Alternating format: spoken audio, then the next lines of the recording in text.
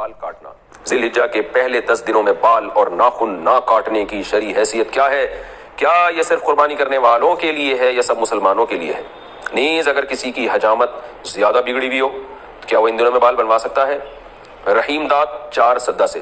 ذی الحجہ کا چاند نظر آ جائے تو حدیث میں آتا ہے کہ وہ شخص جس نے قربانی کرنی ہے، قربانی کا ارادہ ہے جس کا، ہر آدمی کے لیے نہیں ہے، جس نے قربانی کرنی ہے، جس کا ارادہ ظاہر ہے مالدار کا ارادہ ہوتا ہے،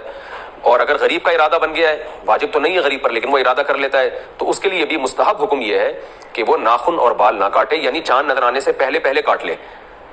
اور پھر ان 10 دنوں میں نہ کاٹے، اور وہ جب کاٹے جب جانور کے گلے پہ چھری چل جائے۔ یہ افضل عمل ہے، بہتر عمل ہے، لازم نہیں ہے، اور یہ افضل بھی اس صورت میں ہے